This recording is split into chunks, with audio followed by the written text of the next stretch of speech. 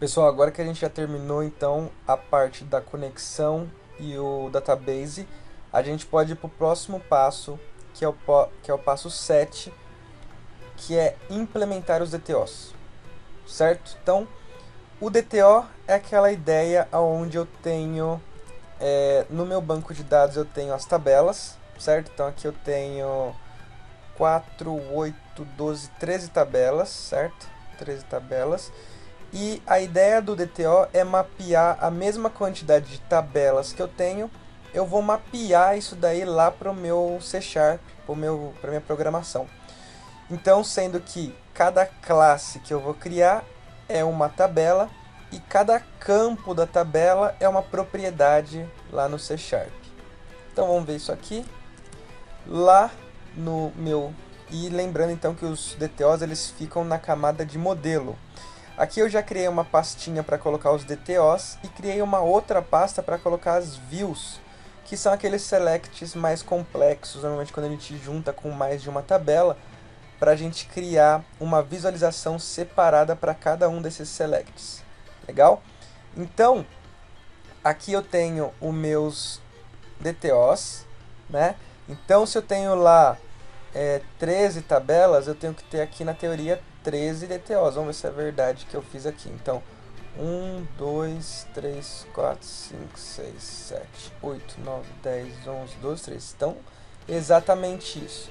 Pegando como exemplo aqui essa classe que eu acabei de abrir, é a Access DTO. Lembrando que eu gosto de escrever tudo em inglês e o sufixo das classes ficam com DTO, que é o que vai dizer que essa classe é um DTO. Então também é uma nomenclatura de classe, uma forma legal da gente, quando a gente está criando nossos objetos, a gente declarar isso. Tá? Então Access DTO é como se fosse nossa tabela de acesso, que lá no nosso banco de dados é como se fosse nossa tabela de permissão. Então o que eu tenho aqui? Eu tenho 6 tipos de permissões booleanas, que são essas daqui, né? Se ele é administrador, funcionário, Human Resources, Buyer, Logistical, Seller, que é os nomes só que em inglês. Tem o ID, né? Chave primária sempre coloco como ID. Lembrando que aqui no DTO a gente não vai colocar os prefixos BT underline, essas coisas a gente não coloca aqui. O DTO a gente sempre vai iniciar com a primeira letra maiúscula e tentar trazer um nome mais amigável do que um nome que tenha underline, tem essas e aqui também pode estar em português. Lá no C Sharp a gente tenta usar o inglês, certo? Aqui a gente percebe então que tem uma chave estrangeira. A chave estrangeira é o ID funcionário, que ela representa como se fosse a tabela inteira do funcionário. Lá no meu DTO eu tenho uma classe que chama Employee DTO, que é o funcionário. Então todas as informações do funcionário estão aqui. Para eu mapear o acesso, né? O acesso ele tem como chave estrangeira um funcionário. Como eu mapeio isso aqui lá no meu DTO? Lá no meu Access, eu mapeio, eu crio uma propriedade que o tipo da propriedade é o DTO do funcionário. Então dessa forma eu consigo, ao invés de criar um int id funcionário, eu já mapeio o DTO inteiro, que eu já tenho acesso a todo o DTO aqui. Assim é mais interessante, é mais legal quando você estiver trafegando as informações de uma tela para outra. Beleza? Então, o que mais que a gente pode mostrar aqui? Ó, essa de acesso a dados, essa daqui é a tabela de compra. Então, estou mapeando aqui o ID, sempre todas vão ter o ID. Estou mapeando aqui também um campo como datetime, e como ela faz referência à compra a um fornecedor, então estou mapeando aqui também uma propriedade que é do tipo fornecedor, que é esse company provider. Em inglês eu traduzi fornecedor como company provider. Dá o nome e aí está mapeado. Tenho também a tabela de compra item, que tem só um ID, e aí olha que interessante, ela tem duas chaves estrangeiras a compra item. Ela só tem a chave primária e duas chaves estrangeiras, uma para tela de compra e outra para o DTO de compra produto, né, de produto compra. A gente pode abrir aqui o nosso MER e dar uma olhada se é isso mesmo. Ó. Tabela de compra item, tem só uma chave primária e duas estrangeiras, uma para compra e uma para produto compra, que é exatamente o que está aqui no DTO.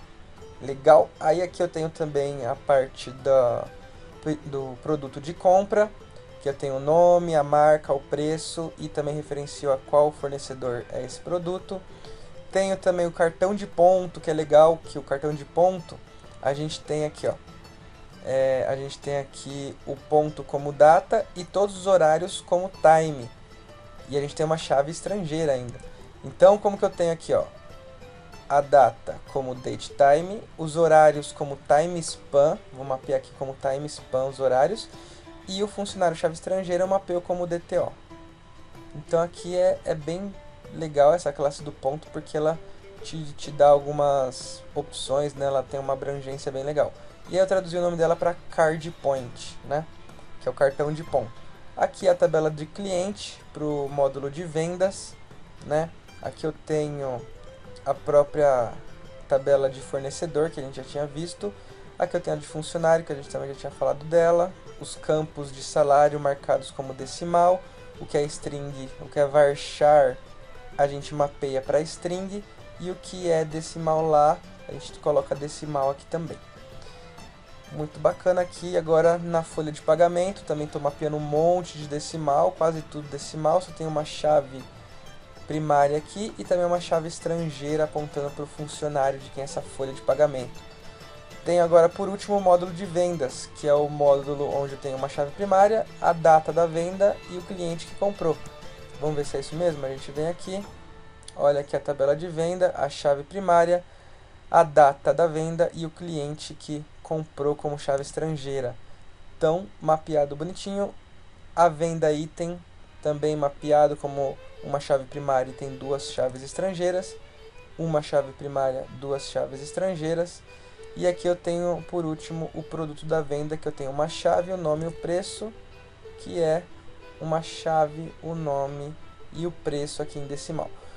Na tabela de estoque, ela também tem uma chave primária e aponta para duas chaves estrangeiras, que é o que a gente vê aqui na tabela de estoque, uma chave primária, duas chaves estrangeiras. É interessante porque a gente consegue agora utilizar todas as tabelas que a gente tem no banco de dados agora no C#, mapeando como DTO, colocando os tipos certo, int, varchar, string, né? A gente mapeia varchar como string, decimal, datetime, timespan, e as chaves estrangeiras também a gente marcando como se fosse o próprio DTO, porque a gente consegue trafegar as informações mais fácil de uma tela para outra. É isso aí, DTOs marcados, passo 7 completo.